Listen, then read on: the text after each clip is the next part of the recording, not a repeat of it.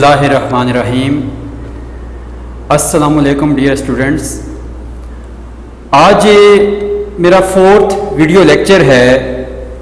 ये लेक्चर जो है मैं केमिस्ट्री का पार्ट 1 का जो चैप्टर 1 है स्टोइकियोमेट्री एंड स्टोइकियोमेट्री कैलकुलेशंस, उसके अंदर जो टॉपिक मैंने चूज़ किया है वो है limiting and access reagent.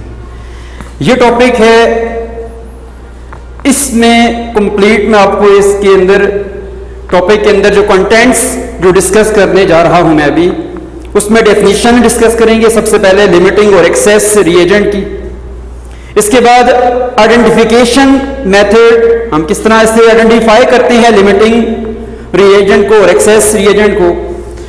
Third is difference between limiting and excess reactant. इसमें डिफरेंस क्या होता है लिमिटिंग और एक्सेस रिएक्टेंट में, और इसमें बहुत सारी एग्जांपल मैं आपको दूंगा। इसमें सबसे पहले हम डेफिनेशन इसकी है लिमिटिंग और एक्सेस रिएक्टेंट की।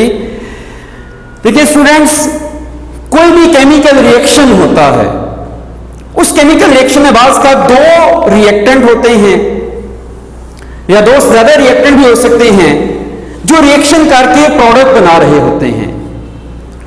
उन रिएक्टेंट में से जो रिएक्टेंट अर्ली कंज्यूम हो जाता है, जो पहले खत्म हो जाता है, वो लिमिटिंग रिएक्टेंट होता है। The reactant which consume earlier during a chemical reaction and also give the least amount of the product, वो प्रोडक्ट की कम अमाउंट प्रोड्यूस करेगा, which also control the rate of chemical reaction. This is called limiting reactant. इसे हम कहते हैं limiting reactant. ऐसा reactant जो reaction के रेट को कंट्रोल करता है, ऐसा रिएक्टेंट जो अर्ली कंज्यूम हो जाता है, ऐसा रिएक्टेंट जो लीस्ट अमाउंट प्रोडक्ट की देता है, उसे लिमिटिंग रिएक्टेंट कहते हैं। रेट ऑफ केमिकल रिएक्शन का मतलब होता है speed of chemical reaction. Rate is related with speed. जो रिएक्टेंट रिएक्शन की स्पीड कंट्रोल करता है वो लिमिटिंग रिएक्टेंट है। वो अर्ली कंज्यूम हो जाता है रिएक्शन के अंदर, और वो रिएक्टेंट जो होता है वो प्रोडक्ट की लीस्ट अमाउंट देता है हमें, वो प्रोडक्ट की कम अमाउंट में बना के देगा इसमें, उसे हम लिमिटिंग रिएक्टेंट कहते हैं। ठीक है।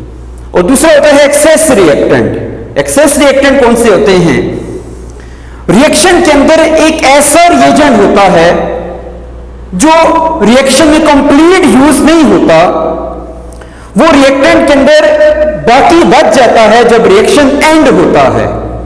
तो ऐसा रिएजेंट जो रिएक्शन के एंड होने में बाकी रह जाता है, उसे हम कहते हैं एक्सेस रिएक्टेंट कहते हैं। The reactant which left unreacted at the end of a chemical reaction, they are called excess reactant.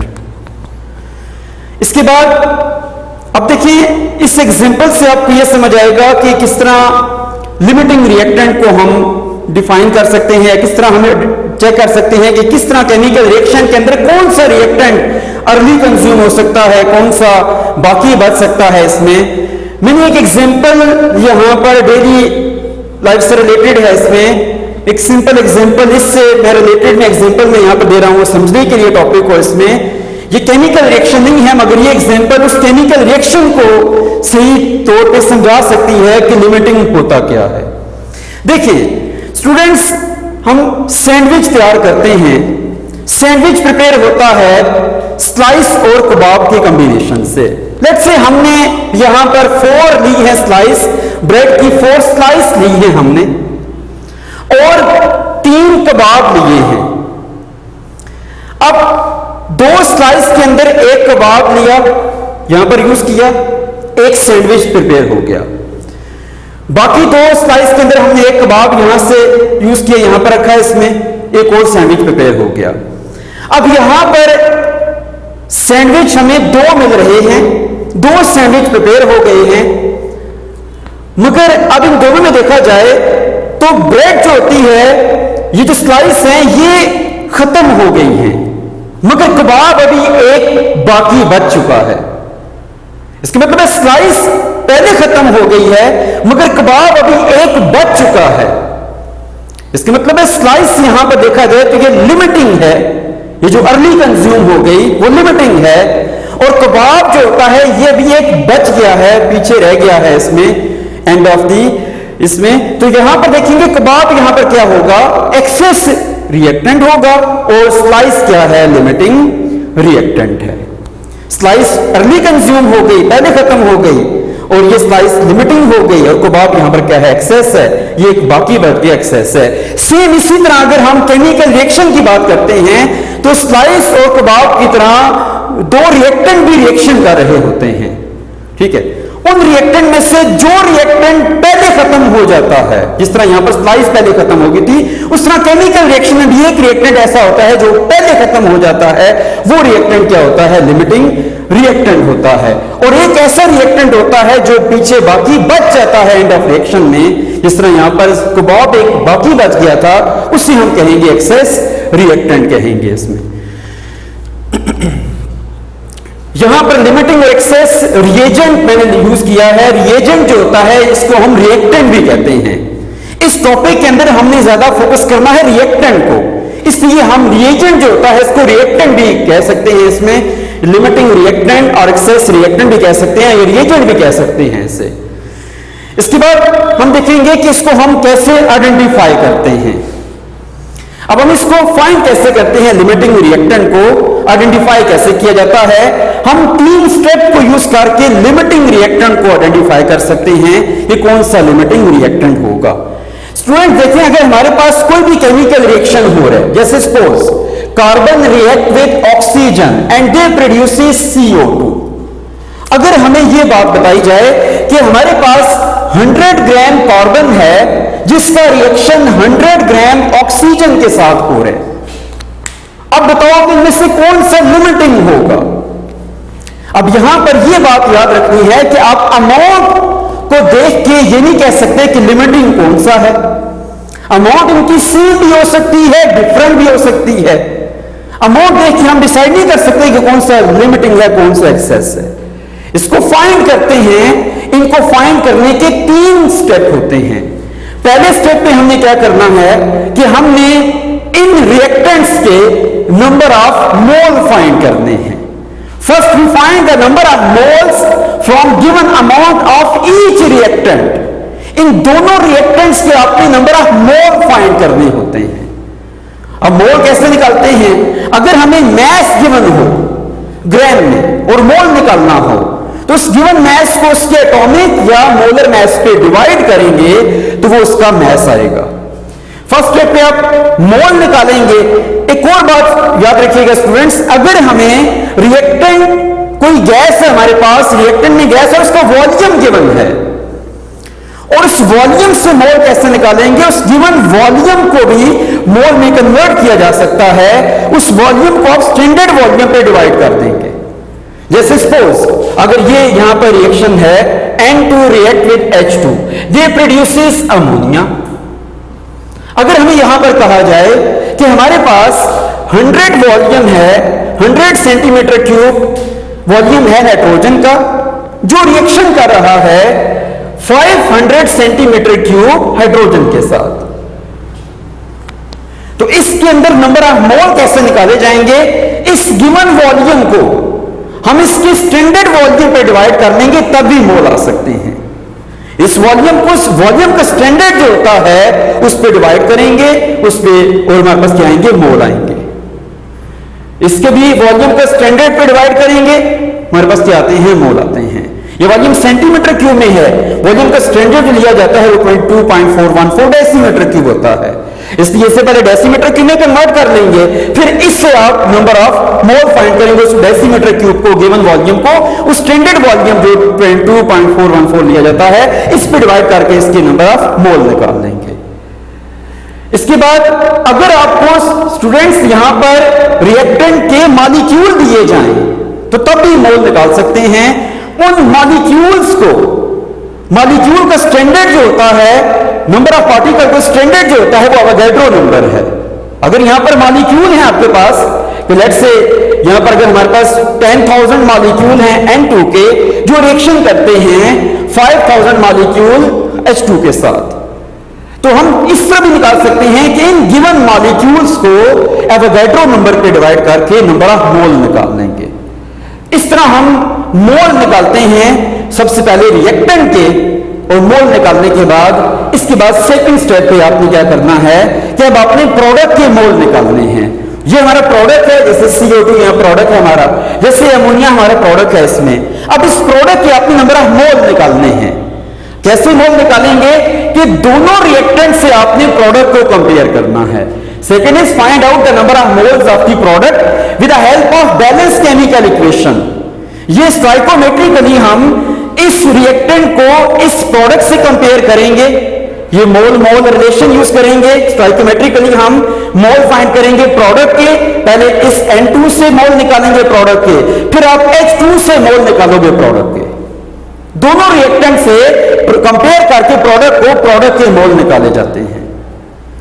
इसके बाद थर्ड, वो रिएक्टेंट जो आपको लीस्ट अमाउंट देगा प्रोडक्ट की, अमाउंट में मोल भी हो सकते हैं, वॉल्यूम भी हो सकता है, और मॉलिक्यूल भी हो सकते हैं। वो रिएक्टेंट जो आपको लीस्ट अमाउंट प्रोडक्ट की देता है, वो रिएजेंट या वो रिएक्टेंट क्या होगा? लिमिटिंग रिएक्टेंट होगा। वो हमारा लिमिटिंग रिएक्टेंट होता है। इसमें इस स्टेप को यूज करके लिमिटिंग रिएक्टेंट को हम फाइंड कर सकते हैं। इसके बाद डिफरेंस कैसे निकालते हैं लिमिटिंग और एक्सेस रिएक्टेंट में? डिफरेंस क्या होता है लिमिटिंग एक्सेस रिएक्टेंट में?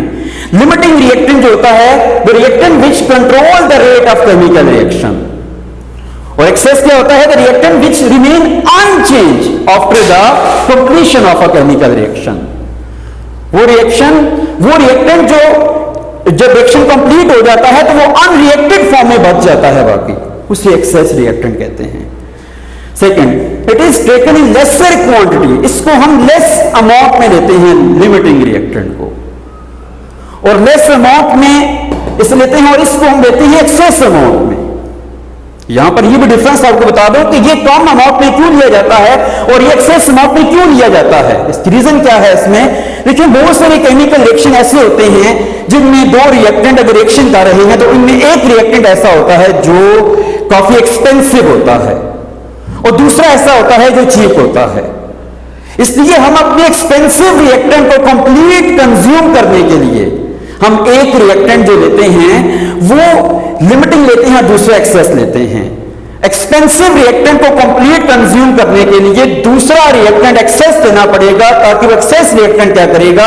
एक्सपेंसिव रिएक्टेंट को कंप्लीट उसके साथ रिएक्ट करके उसे प्रोडक्ट में कन्वर्ट करेगा।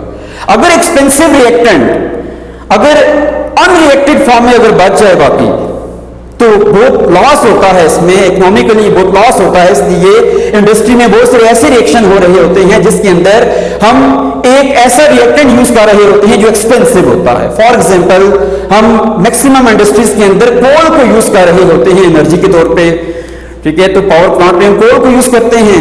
उस कोल की कंबस्शन के लिए ऑक्सीजन गैस रिक्वायर्ड होती है जो एयर से आ रही होती है, O2 गैस। इसलिए हम कोल एक्सपेंसिव होता है, जो फ्यूल होता है, फर्नेस ऑयल होता है, एक्सपेंसिव होता है। उस फ्यूल को कंप्लीट यूज करने के लिए हम ऑक्सीजन गैस को एक्सेस अमाउंट में लेते हैं।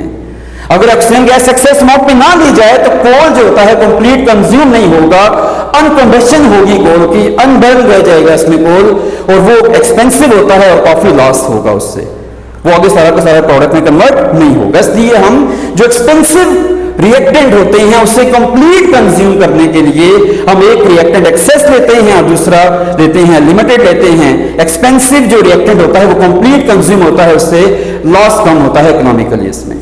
इसके बाद इट इज यूजली एक्सपेंसिव, ये जो होता है लिमिटिंग रिएक्टेंट ज्यादातर क्या होते हैं? एक्सपेंसिव होते हैं, और ये जो होते हैं वो चीपर होते हैं। इसके बाद इट कंज्यूम कंप्लीटली, ये सारा कंज्यूम होता है मगर ये कंज्यूम कंप्लीट नहीं हो रहा होता। ये इसमें डिफरेंस होता है लिमिटिंग और एक्सेस रिएक्टेंट में। इसके बाद बहुत सारी एग्जांपल हमारी डेली लाइफ में ऐसी होती हैं जिसमें हमारी सराउंडिंग में कुछ ऐसे रिएक्शन भी हो रहे हैं जिसमें हमें कंसेप्ट मिलता है लिमिटिंग रिएक्टेंट का। For example, there are many chemical reaction which take place in our surrounding which involve the concept of limiting reactant. For example, combustion of coal, combustion of petrol, ये fossil fuel जितना भी combustion करता है surrounding में, उसमें concept limiting reactant का आता है। वो फॉसिल फ्यूल जो होता है जैसे कोल है, पेट्रोलियम है, ये सारा कंज्यूम हो जाता है, मगर कंबस्शन के लिए रिक्वायर्ड होती है ऑक्सीजन गैस। वो O2 गैस कंप्लीट कंज्यूम नहीं होती, वो रिमेनिंग एक्सेस अमाउंट में है, ठीक है, वो बाकी बच जाती है। इसमें कोल सारा खत्म हो जाता है, पेट्रोल सारा खत्म हो जाएगा, मगर ऑक्सीजन की अमाउंट सारी खत्म नहीं हो रही, वो एक्सेस अमाउंट में रह जाती है। इसलिए ये सराउंडिंग में जो कंबस्शन प्रोसेस होते हैं, तो जितने भी फ्यूल होता है वो सारा लिमिटिंग होता है, और एक्सेस अमाउंट में O2 गैस होती है इसमें। This is the concept of limiting and excess reactant.